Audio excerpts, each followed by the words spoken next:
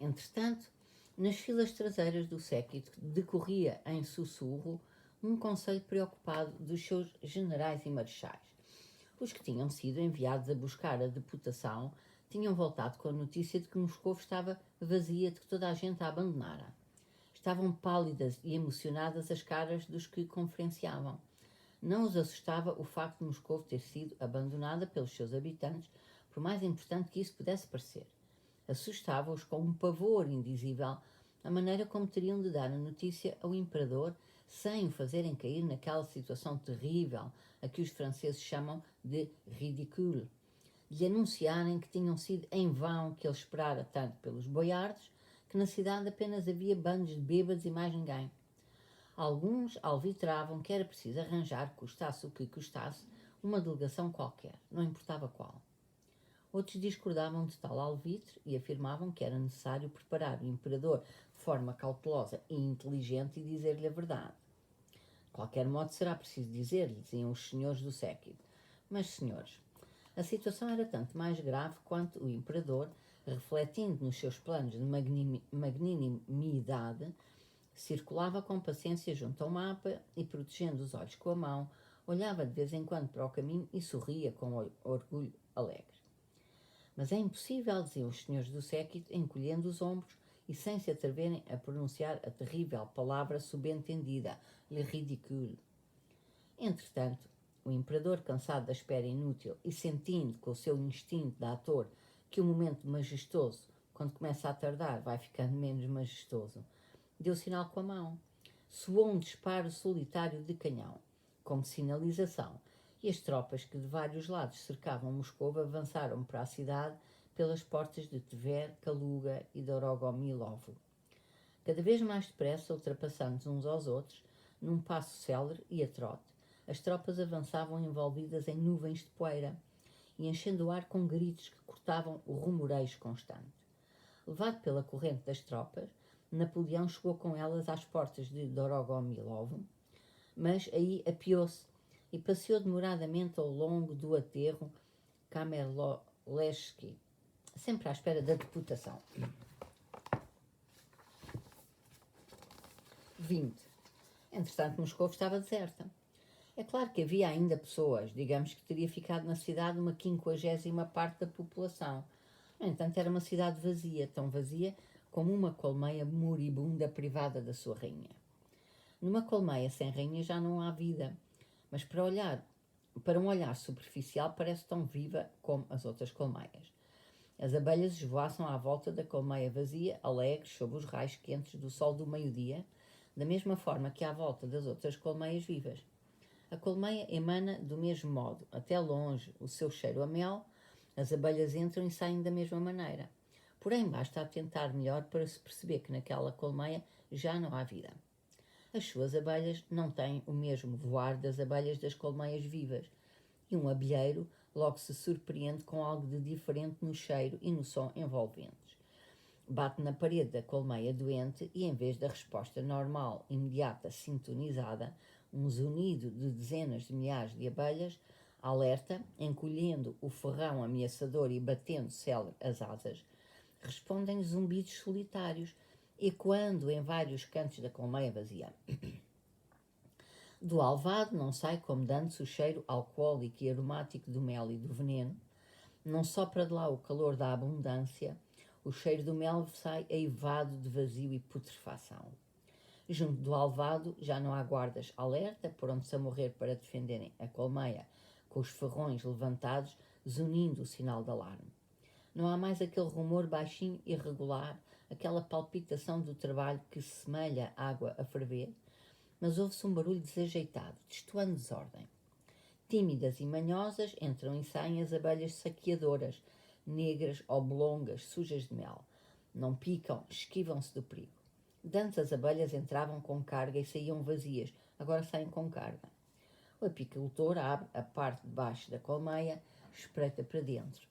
Em vez dos fios negros pendendo até ao fundo, das abelhas gordas e submissas, agarradas às patas umas das outras e segregando cera com um sussurro constante, vê abelhas sonolentas, ressequidas, arrastando-se distraídas, cada uma para seu lado, pelo chão e pelas paredes da colmeia. Em vez do chão cuidadosamente tapado com propolo e varrido com as asas, vês migalhas de cera, os dejetos das abelhas, as próprias abelhas semi-mortas, mexendo tenuemente as patas e os corpos ao abandono das mortas. O apicultor abre a parte de cima e examina. Em vez das filas densas de abelhas cobrindo todos os espaços entre os alvéolos dos favos e aquecendo as larvas, vê as construções hábeis e sofisticadas dos favos, mas já sem aquele aspecto virginal de outrora. Está tudo ao abandono, tudo sujo.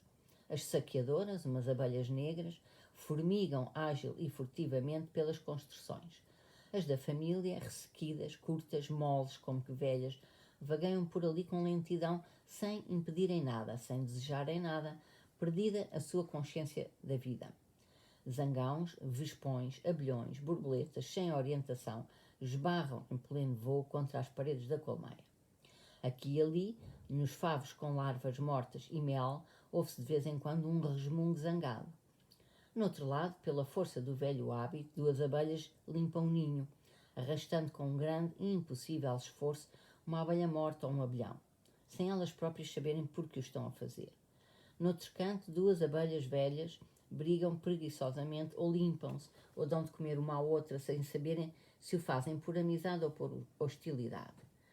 Noutro lugar, uma multidão de abelhas, num aperto, ataca uma vítima e massacra. E a abelha enfraquecida ou assassinada cai em cima de um montão de cadáveres, lenta e leve como uma pena. O apicultor abre 2 favos do meio para ver o ninho. Em vez dos círculos apertados e negros de milhares de abelhas, que outrora ali estavam sentados a zelarem pelos segredos superiores da família, vê umas centenas de corpos tristonhos, semi-mortos e adormecidos. Já morreram quase todas, sem se dar conta, sentadas em cima da coisa sagrada de que cuidavam e que já não existe. Cheiram a podridão e a morte. Apenas algumas se mexem, levantam um voo fraco e pousam na mão do inimigo sem forças para morrerem picando. As outras, mortas, vão caindo como escamas de peixe. O apicultor fecha a tampa, marca a colmeia a giz e logo que arranja um momento livre, parte-a e queima. Assim estava vazia a cidade de Moscovo, quando Napoleão, cansado, inquieto, de sangue cerrado, andava de um lado para o outro do aterro Kamer-Kolesky, à espera do cumprimento das conveniências que, pela sua noção, era necessário, embora formal, a deputação. Nos vários cantos de Moscovo apenas continuavam a mexer-se sem sentido algumas pessoas por força dos velhos hábitos, sem compreenderem o que estavam a fazer. Quando disseram a Napoleão, com as devidas cautelas, que Moscovo estava vazia, ele olhou com ar zangado para quem assim o informava e, virando-lhe a cara, continuou a andar em silêncio. A carruagem, disse ele. Sentou-se no coche ao lado do ajudante de campo de serviço e foi para os arrabaldes. Moscovo deserta. Mas que acontecimento inverosímil, pensava ele. Não foi para a cidade. Aquartelou-se numa estalagem no subúrbio de Dorogomilovo. O golpe de teatro tinha falhado. 21. As tropas russas atravessaram Moscovo entre as 2 horas da madrugada e as 2 da tarde, levando atrás de si os últimos citadinos que partiam e os feridos. Nesta movimentação verificou-se o maior aperto e afunilamento nas pontes Kameny, Moskvoretsky e Yauza.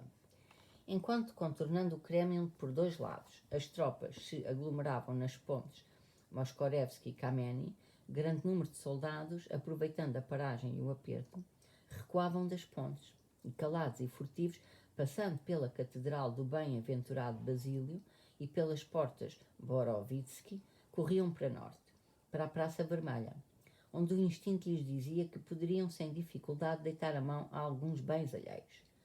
Multidão idêntica, como nos dias de venda ao desbarato, enchia o Gostiny Dvor e todas as suas passagens.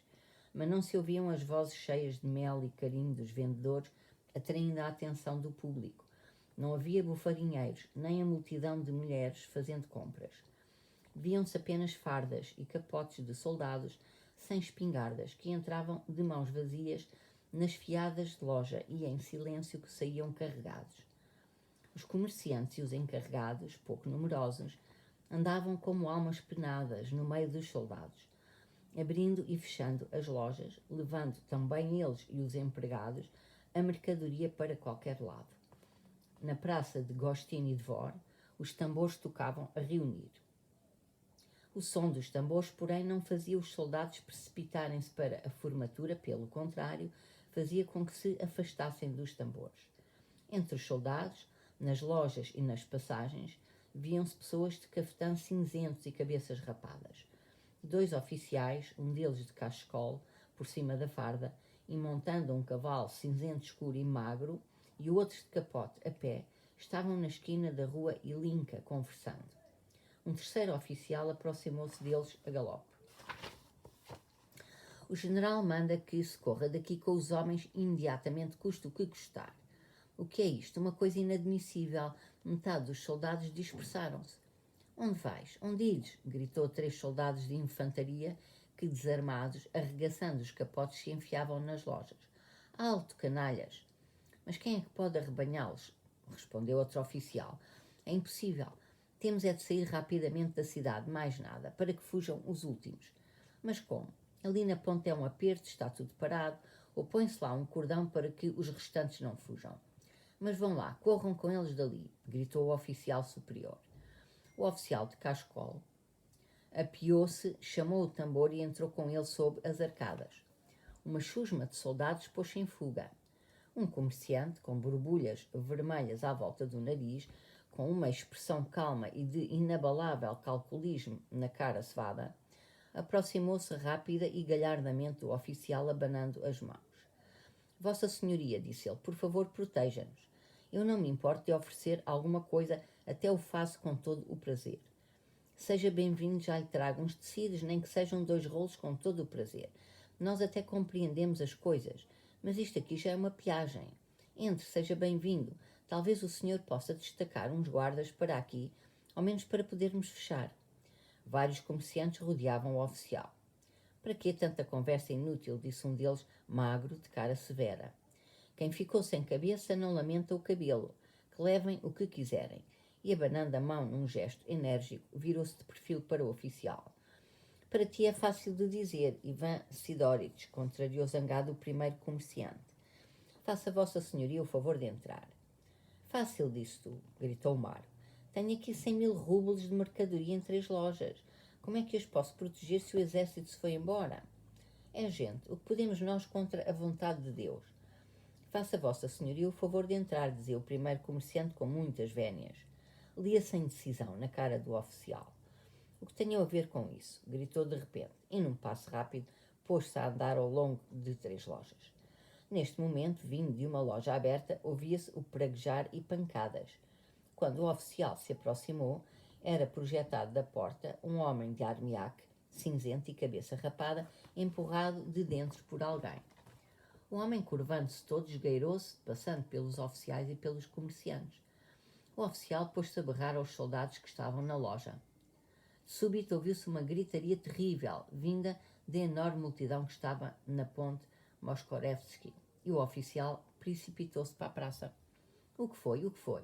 Perguntava ele, mas já o seu camarada galopava na direção dos gritos ao longo da catedral do bem-aventurado Basílio. O oficial montou no cavalo e foi atrás dele. Quando se aproximava da ponte, viu 2 canhões que estavam a ser tirados do jogo dianteiro, viu a infantaria que marchava pela ponte, viu várias carroças voltadas, muitas caras assustadas e as caras risonhas dos soldados. Ao lado dos canhões estava um carro com 2 cavalos atrelados. Atrás das rodas traseiras estavam presos 4 galgos com coleiras. O carro estava atulhado de bagagem amontoada. Vendo-se em cima uma cadeirinha de criança de pernas para o ar e, sentada ao lado dela, uma mulher que guinchava com estridência e desespero. Os camaradas do oficial contaram que a gritaria da multidão e os guinchos da mulher tinham sido provocados pelo seguinte. Quando o general Ermolov chegou, ao ver a multidão e ao saber que os soldados se tinham dispersado pelas lojas, e ao ver que as multidões de povo em fuga atulhavam a ponte, mandou tirar os canhões dos jogos dianteiros, dando mostras de que dispararia contra a ponte. A multidão, atropelando-se, virando as carroças, gritando de desespero, saiu da ponte e as tropas puseram-se em movimento.